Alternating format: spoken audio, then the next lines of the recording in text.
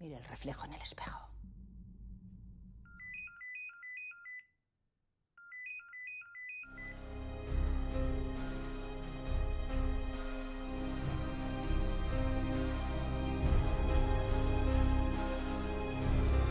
Ni habrá salvación sin sufrimiento.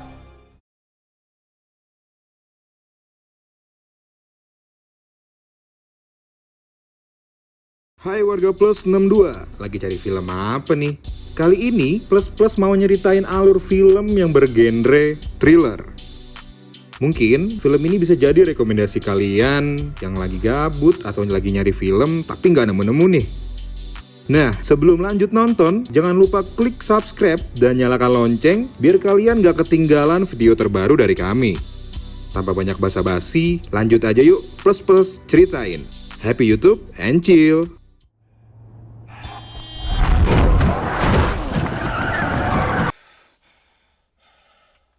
Estoy bien.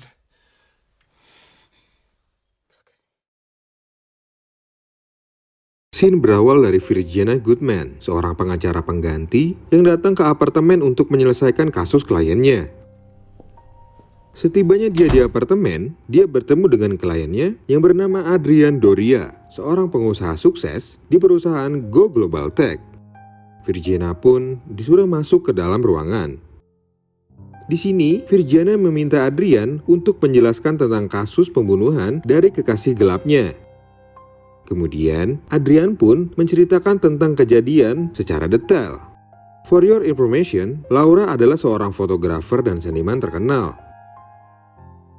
Scene pun berpindah ke Hotel Bella Vista, yang dimana Adrian dengan selingkuhannya yang bernama Laura Vidal menginap.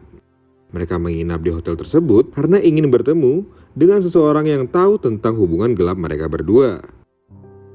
Beberapa saat kemudian, Adrian mendapatkan pesan dari orang tak dikenal. Isi pesan itu ternyata adalah sebuah ancaman untuk mereka berdua. Adrian yang membaca pesan itu pun menyuruh Laura untuk bersiap-siap meninggalkan hotel itu. Tiba-tiba, ada seseorang yang membenturkan kepala Adrian ke sebuah cermin, dan Adrian pun jatuh pingsan. Setelah Adrian sadar, terdengar ada yang mengetuk pintu kamar hotel. Di situ, Adrian pun langsung mencari keberadaan Laura. Dan ternyata, Laura sudah terbunuh entah oleh siapa. Adrian pun panik dan berusaha untuk tidak membuka pintunya. Karena tidak ada jawaban, polisi menyuruh staf hotel untuk membuka kamar tersebut. Pada kejadian itu, Adrian dituduh sebagai pembunuh terhadap Laura. Scene kembali lagi di apartemen Adrian. Di situ, Virginia menjelaskan tuduhan yang tertuju pada Adrian sangatlah kuat. Karena berdasarkan hasil investigasi polisi menjelaskan tidak ada seorang pun yang berada di kamar hotel selain mereka berdua. Virginia yang mendengar cerita tersebut pun masih tidak percaya dan merasa seperti ada yang mengganjal. Sebenarnya, Adrian pun masih ragu untuk menceritakan kejadian yang sesungguhnya kepada Virginia. Virginia pun meyakinkan agar Adrian mau bercerita yang sesungguhnya kepada Virginia. Kemudian, Virginia menunjukkan selembar koran yang isinya tentang kehilangnya seorang pria bernama Daniel Garrido, yang mungkin ada hubungannya dengan kematian Laura. Setelah mendengar hal itu, Adrian mulai menceritakannya kembali. Ia menjelaskan sekitar 3 bulan yang lalu, Adrian dan Laura menginap di sebuah villa. Di pagi harinya, Adrian menerima telepon dari istrinya yang bernama Sonia. Sonia menanyakan keadaan Adrian yang berada di Paris. Adrian yang berbohong ke Sonia ternyata sedang berada di villa bersama Laura. Setelah itu, mereka berdua berniat untuk kembali ke kehidupannya masing-masing. Saat akan pergi dari villa tersebut, Adrian sempat menonton video anaknya yang membuat Adrian menyesali atas hubungan gelapnya. Mereka pun pergi meninggalkan tempat tersebut. Saat di perjalanan, Adrian yang menyetir mobil tidak mengikuti arahan GPS dan memilih melewati jalan yang berbeda. Ketika mereka sedang asik berbincang, tiba-tiba melintaslah seekor rusa yang berbarengan dengan sebuah mobil dari arah yang berlawanan, yang pada akhirnya mengakibatkan mereka berdua kecelakaan.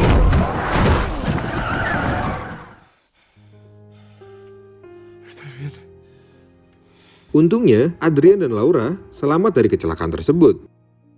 Mereka pun keluar dari mobil untuk melihat si pengendara yang terlibat kecelakaan apakah selamat atau tidak. Dan ternyata pengemudi itu sudah tewas.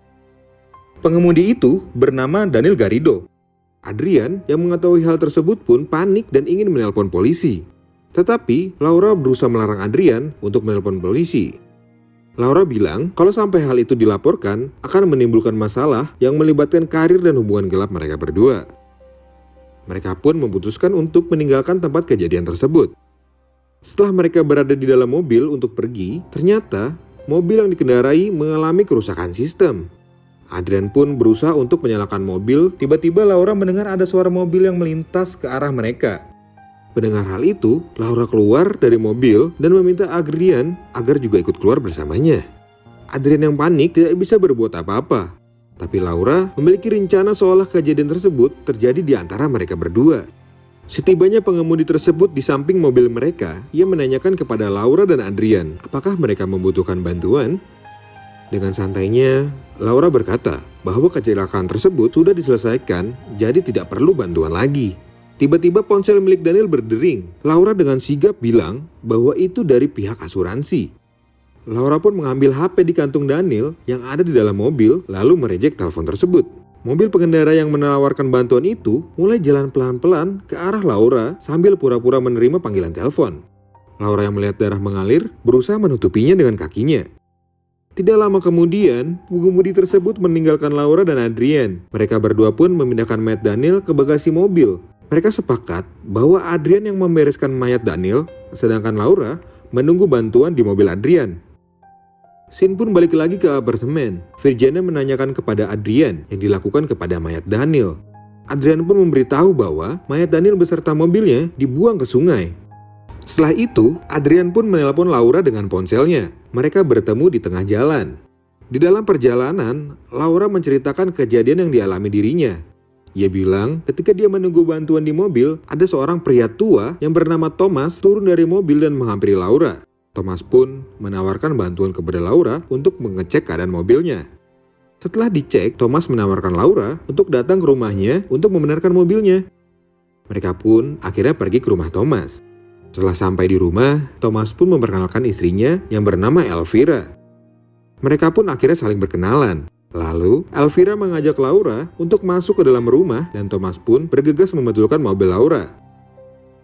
Saat di dalam rumah, Elvira dan Laura berbincang-bincang. Di tengah perbincangan, Elvira menunjukkan foto anaknya. Saat Laura melihat, ternyata itu foto Daniel, yaitu seorang laki-laki yang terlibat kecelakaan dengan dirinya dan Adrian. Thomas pun datang memberitahu bahwa mobil Laura sudah selesai diperbaiki. Laura yang tahu mobilnya setelah selesai, Laura pun pergi meninggalkan tempat tersebut. Setelah Laura menceritakan kejadian itu kepada Adrian, mereka pun berencana menghilangkan barang bukti dengan menghancurkan mobil Adrian, dan mereka pun berpisah untuk tidak bertemu lagi. Seiring berjalannya waktu, Adrian yang berada di perusahaannya dipanggil polisi mengenai kasus hilangnya Daniel dan menanyakan apakah dirinya tahu tentang wanita yang ada di gambar tersebut. Adrian yang bersama Felix menjelaskan bahwa Adrian saat itu berada di Paris. Felix juga menyangkal kasus ini tidak melibatkan kliennya. Setelah keluar dari kepolisian, mereka pun kembali ke perusahaan. Felix meminta Adrian untuk menjelaskan kebenarannya atau Felix tidak mau membantu dirinya. Adrian pun akhirnya mengakui bahwa dia tidak pergi ke Paris dan terjadi kecelakaan yang menimpa dirinya. Setelah Adrian menjelaskan, lalu dia ingin meminta bantuan Felix untuk membuat data palsu keberangkatannya ke Paris dan mencari saksi mata yang melihat kejadian kecelakaan tersebut. Beberapa hari kemudian, Adrian yang melihat berita di TV tentang kasus Daniel bahwa Daniel menghilang bukan karena kasus kecelakaan, melainkan kasus penggelapan uang. Meskipun kasus kematian Daniel semakin rumit karena tuduhan barunya, ternyata tidak serta-merta membuat sang ayah menyerah begitu saja. Dia malah semakin ingin mengetahui siapa sih di balik ini semua. Satu-satunya bukti yang ia punya hanyalah Adrian. Meskipun hampir tidak mungkin baginya untuk melawan pengusaha kaya raya seperti Adrian yang bisa mengeluarkan uang banyak untuk menyuap saksi dan pihak kepolisian agar karir yang sudah dia bangun bertahun-tahun tidak hancur begitu saja. Nah, kira-kira apa sih yang sebenarnya terjadi? Suatu hari, ia mendapat sebuah kiriman berkas yang bertuliskan pengirimnya adalah Daniel Garrido. Tentunya itu bukanlah uang atau hadiah yang dapat membuat hatinya senang, melainkan foto TKP di mana ia menenggelamkan mobil Daniel dan sebuah rekaman suara berupa ancaman yang menyuruhnya untuk mengirimkan sejumlah uang dan bertemu dengannya di sebuah hotel atau ia akan melaporkan ke polisi di mana mayat Daniel berada.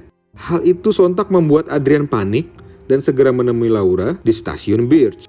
Pengirim misterius itu meminta Adrian dan Laura untuk segera pergi ke Hotel Bella Vista dan meminta Laura untuk membuang ponselnya di tempat sampah. Mereka langsung pergi dengan menggunakan kereta. Tidak lama kemudian, Adrian dan Laura sampai di Hotel Bella Vista. Saat sudah berada di kamar hotel itu, Laura pun membakar bukti foto di mana tempat mayat Daniel dibuang. Tiba-tiba, ada pesan masuk dari HP Laura yang telah ia buang di tempat sampah.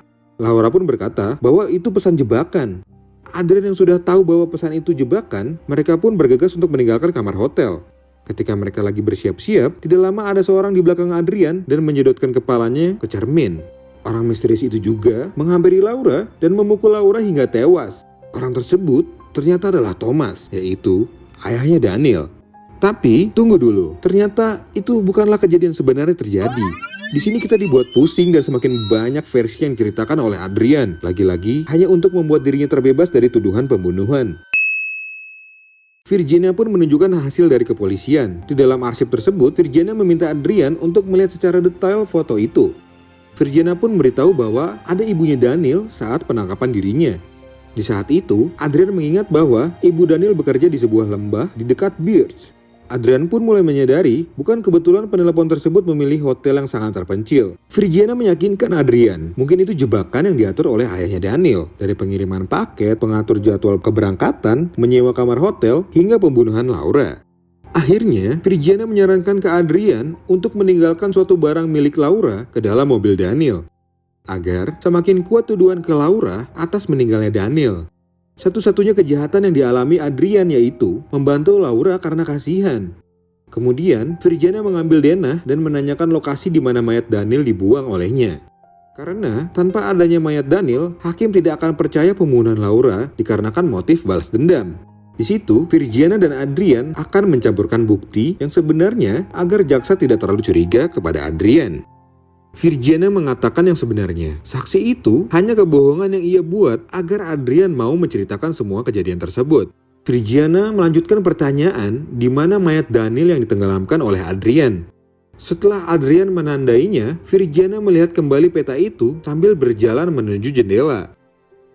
Ada suatu hal yang sangat mengejutkan Virginia. Di saat Adrian bilang bahwa sebenarnya Daniel belum tewas. Di saat Adrian ingin menenggelamkan mobil milik Daniel, terdengar suara dari dalam bagasi mobil. Ternyata Daniel masih hidup dan belumlah tewas. Adrian malah mendorong tubuh Daniel ke dalam bagasi kembali dan langsung menenggelamkan mobil itu.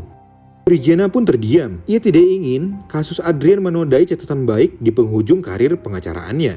Tetapi dengan satu syarat, semuanya harus sesuai yang dia minta dan tidak ada lagi kebohongan dalam cerita. Karena jika dilihat dari raut wajah Adrian, ia masih berusaha memanipulasi Virginia. Mungkin saja semua cerita Adrian benar, tapi bagaimana kalau Adrian lah yang memaksa Laura untuk bertemu di kafe? Adrian juga yang mengambil dompet Daniel untuk menjebaknya dan bukanlah Laura.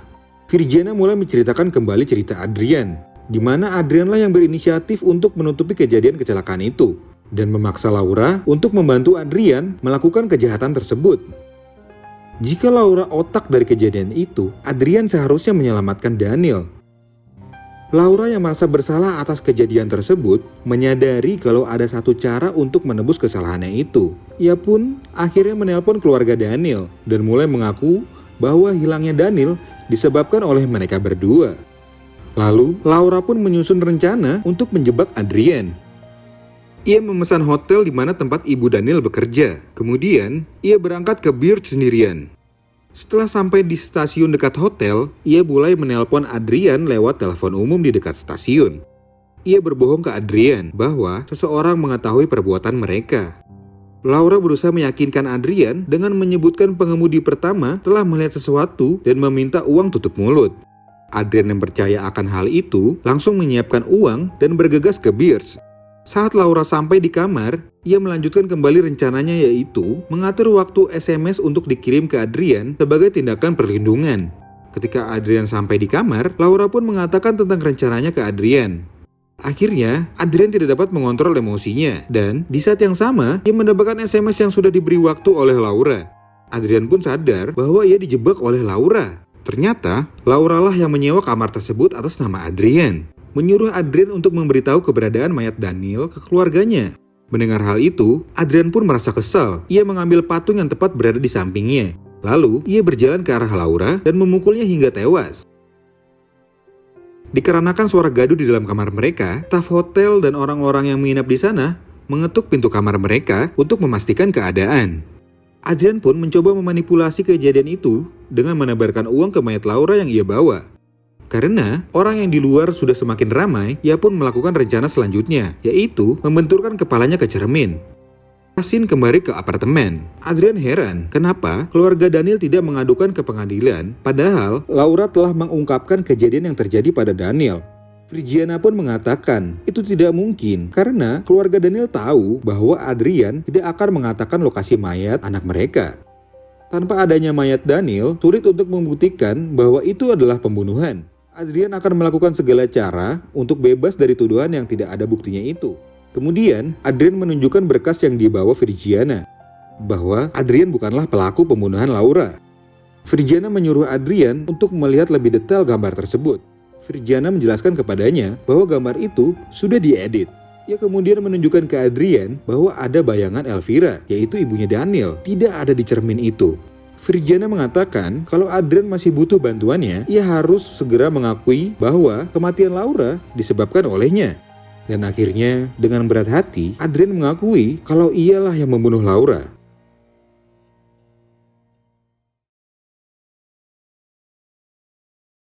Nah, berakhirlah sudah teka-teki yang ada di film itu, yang pada akhirnya ternyata otak pembunuhannya adalah Adrian. Agak-agak ribet dan banyak sekali ya teka-tekinya. Ya, untungnya Adrian ngaku juga sih. Itulah ending dari film The Invisible Guest, atau dalam bahasa Spanyolnya, Contratiempo. Secara garis besar, film ini menceritakan tentang perselingkuhan Laura dan Adrian yang menimbulkan banyak sekali masalah. Salah satunya adalah kematian Daniel. Buat teman-teman plus-plus, jangan ditiru ya, apalagi harus membunuh dan berselingkuh.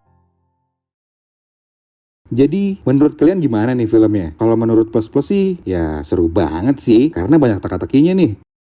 Buat kalian yang mau request, bisa banget nih tulis di kolom komentar. Mungkin kita harus pamit undur diri dulu. Sekian dari kita, happy and chill.